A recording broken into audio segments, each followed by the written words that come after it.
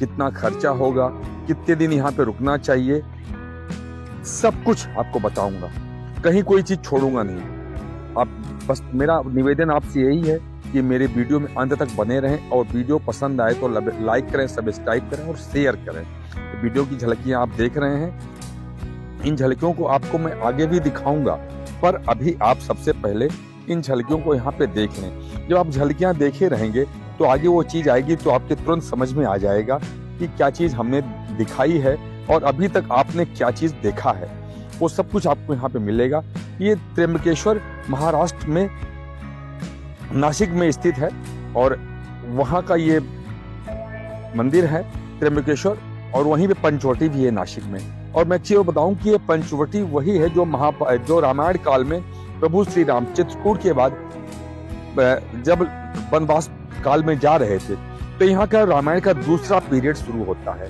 ये दूसरा पीरियड है रामायण का, कि चित्रकूट में 11 साल 4 महीने थे, और यहाँ पे भी तकरीबन 1 साल के आसपास यहाँ पे भी रहे हैं। तो वो जगह यहाँ पे बहुत ही महत्वपूर्ण है। यहाँ पर आना बहुत ही आसान है। आप सड़क मार्ग से मुंबई से, पुणे से, शिरडी से और औरंगाबाद से आ सकते हैं। आप ट्रेन से आना चाहते हैं तो nearest railway station Nashik road है।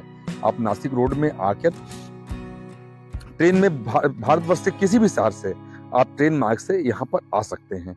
और यहाँ आने के लिए हर तरह की ट्रेनें आपको उपलब्ध है। आप सामान्य ट्रेनें से आए या तेज express train, super fast train, हर ट्रेन यहाँ पे आती है, उससे आ सकते हैं। और नियरेस्ट एयरपोर्ट नासिक एयरपोर्ट है। अगर आप प्लेन से आना चाहते हैं तो प्लेन से आप नासिक एयरपोर्ट पर आकर यहाँ पे दर्शन कर सकते हैं। और देखिए, आप यहाँ पे एक दिन में दर्शन करके जा सकते हैं। मैं सबसे पहले यहाँ पर आया और मैं यहाँ पे स्टेशन के पास एक होटल लिया, नासिक रेलवे स्टेशन के पास एक होटल लिया, और होटल में वहां से रहने के बाद मैं सीधे सबसे पहले रामकुंड में आया, और रामकुंड में वहां पर स्नान किया। और यहाँ पर जो ज्योतिर्लिंग बने हुए हैं और जो मंदिर यहाँ पे बनी हुई हैं वो दिखा रहा हूँ। यहाँ पर लोग अपने पितरों का तर्पण भी करते हैं, पिंडदान भी करते हैं। यहाँ पे ये मैं जो आपको दृश्य दिखा पा रहा हूँ, यहाँ पे अरुणा, बरुणा और गोदावरी नदी का संगम है। यहाँ पर हर 12 वर्ष बाद यहाँ पर भी कुंभ लगता है। तो अभी यहाँ पर 2027 में कुंभ लगेगा, तो पर यहाँ पे अरुणा, बरुणा और गोदावरी नदी का संगम है। आपको मैं यहाँ पे दिखा पा रहा हूँ। और यहाँ पे जब कभी भी आए तो अवश्य स्नान करें। और अगर आप बोटिंग करना चाहते हैं तो देखिए, बोटिंग का भी रेट लिस्ट यहाँ पर लगा हुआ है, आप यहाँ पे देख लें।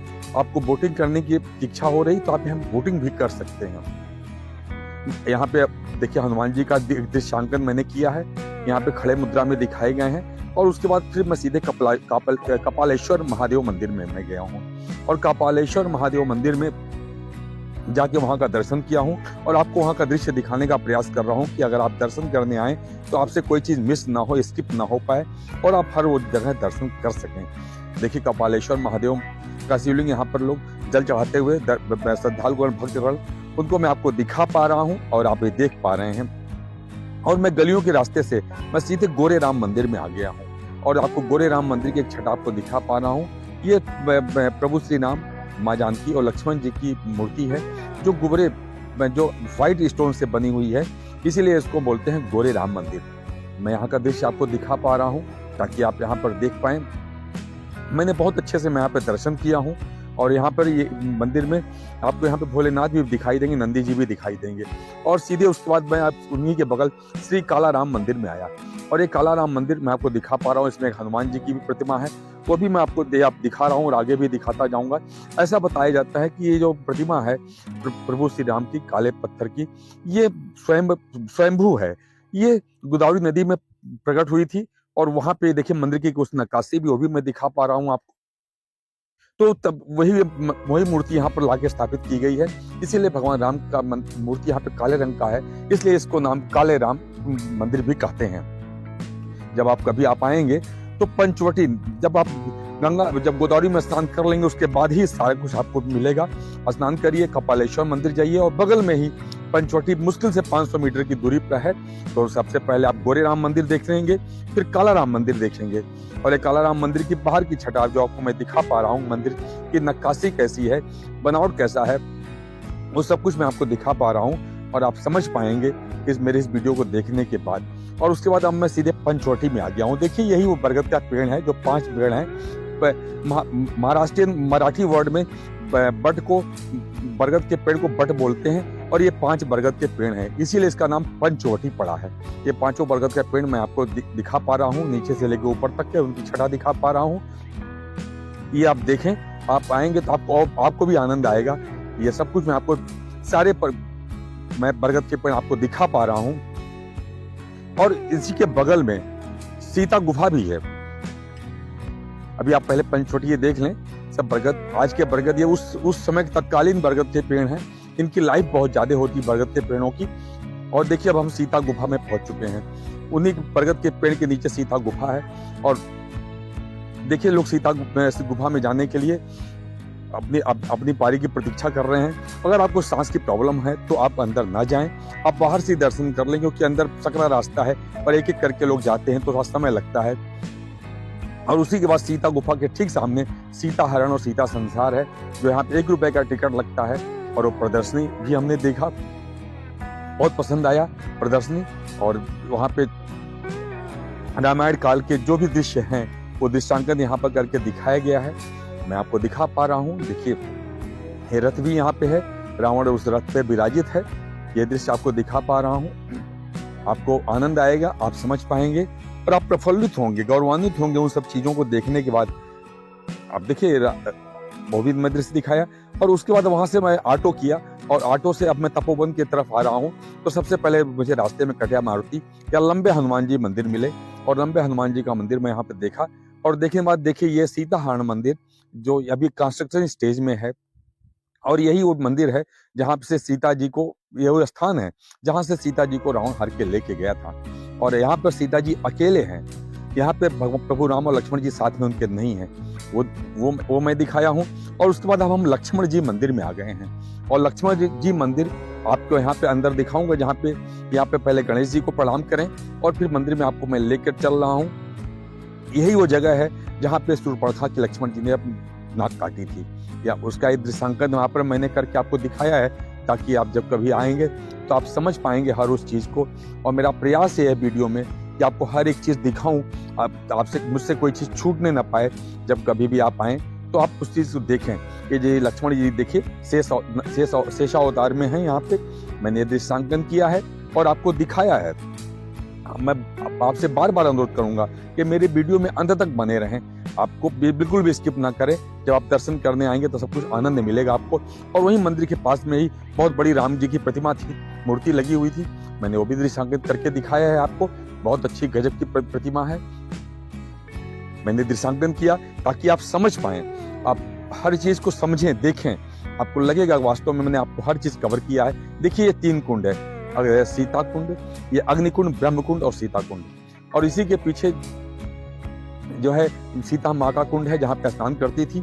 और इन्हीं कुंड में ब्रह्मा जी को साक्षी मानकर, अग्नि को साक्षी मानकर सीता जी यहीं पे सीता कुंड में, अग्निकुंड में प्रवेश किया था। और जो रावण सीता जी को ले गया था वो सीता जी की असली सीता जी नहीं थी, वो सीता जी की छाया थी। और सीता जी की छाया को लेके गया था। ये देखिए ब्रह्मा जी का मंदिर वहीं पे बगल में ही है और ये ब्रह्म कुंड यहाँ पर है। और ये ब्रह्मा जी का मंदिर है, वो भी मैंने आपको दिखाया आपको, ताकि जब कभी आप आएंगे, ये सब तपोवन में ही है, कहीं आपको जाना नहीं है। पंचवटी में आए हैं, पंचवटी से ऑटो करेंगे, 50 रुपए आपसे मुश्किल से लेता है आप सवारी, और आपको तपोवन का पूरा दर्शन कराता है। और देखिए ये वो जगह है जहाँ पे कपिला और गोदावरी नदी का संगम है। कपिल मुनि आश्रम, कपिल मुनि जी जो है वो कपिला नदी को उन्होंने प्रार्थना किया प्रभु से, तो कपिला नदी अवतरित हुई, इसलिए उनका नाम कपिला नदी पड़ा। और एक गोदावरी नदी एक तरफ से आ रही है, एक तरफ से कपिला नदी आ रही है, दोनों का संगम है। और उन्हीं के पास एक सर्वधर्म मंदिर भी बना हुआ है। आप मंदिर में अंदर जाकर आप थोड़ी देर आप पूजा कर सकते हैं, अर्चना कर सकते हैं और शांत मुद्रा में बैठ सकते हैं। और देखिए दोपहर में तकरीबन 12 बज गया और मुझे भूख लगा, मैं थोड़ा सा भोजन ग्रहण किया। और भोजन ग्रहण करने, आपको भी भोजन ग्रहण करने की आवश्यकता पड़ेगी, क्योंकि 12 बजे तक आपको भूख लग जाएगी। उसके बाद हम नासिक शहर से होते हुए अब हम डे पास ले लिए बस में, जबकि त्र्यंबकेश्वर जाने के लिए। तो मात्र 110 रुपए अप एंड डाउन में पास लगा और मैं 110 रुपए का पास बनवाया डे पास में, और सीधे मैं आया दर्शन करने के लिए त्र्यंबकेश्वर में। दर्शन करने के लिए संडे था, पहले बहुत भयंकर भीड़ थी, 2025 का पहला संडे था। तो हमने 200 रुपए का डोनेशन टिकट प्राप्त किया और देखिए अब हम मंदिर की तरफ चल रहे हैं। रास्ते में फूल प्रसाद की दुकानें हैं, आपको जो आवश्यकता है आप फूल प्रसाद लें, अपने आप सामान यहाँ पे लॉकर्स में रखते हैं। और फिर हम मंदिर में डोनेशन काउंटर भी जाकर खड़े हो गए और देखिए काफी भीड़ है, हम आपको दर्शन करा पा रहे हैं त्र्यंबकेश्वर महाराज जी का। हम भी उस लाइन में लग गए और हम दर्शन करने के लिए जा रहे हैं। आपको जैसे जैसे आगे आगे जो कुछ मिलेगा मैं आपको दिखाता हो जाऊंगा। देखिए मैं गेट पर पहुंच गया हूँ, त्र्यंबकेश्वर मंदिर के मुख्य द्वार पर पहुंच गया हूँ और देखिए लोग अंदर जा रहे हैं, तो मैं भी अपनी बारी की प्रतीक्षा किया और मेरे भी दर्शन हुआ। अंदर मोबाइल अलाउड नहीं था, इसलिए मैं फोटोग्राफी नहीं कर पाया। मैं आपको बाहर से दृश्य दिखा पा रहा हूँ, आप समझ पाएंगे त्र्यंबकेश्वर मंदिर में बाहर श्रद्धालुगण निकल रहे हैं दर्शन करने के बाद। मैं वो दृश्यांकन किया। अब जरा खर्चे की बात कर लें। दिल्ली से आने जाने के 2 आदमी का खर्चा 2000 रुपए है, होटल पर खर्चा तकरीबन 1000 रुपए है, ऑटो बस पे खर्चा तकरीबन 600 रुपए है और भोजन पर खर्चा तकरीबन 600 रुपए है। इस तरह से करीबन आप 4,500-5 हजार के बीच में आप 2 आदमी दिल्ली से एक दिन के लिए दर्शन करने के लिए आ सकते हैं और जा सकते हैं। और अब मेरा अगर मैं अपने दर्शकों से अनुरोध करूंगा कि क्या मेरा वीडियो अगर उनको पसंद आया हो तो सब्सक्राइब करें, लाइक करें और शेयर करें। और आप देखिए आप माँ गोदावरी की आरती जो शाम को होती है 7 बजे, उस आरती में आ गए हैं। यहाँ आने के लिए आप अक्टूबर से लेकर मार्च के बीच कभी भी आ सकते हैं, लेकिन अगर आप अच्छा होगा कि आप ठंडी के दिनों में आए, ये तो गर्मी में बहुत दिक्कत होती है। और बड़े प्रेम से ओम नमः शिवाय का जाप करते रहें। ये भोलेनाथ का बहुत जबरदस्त ज्योतिर्लिंग है।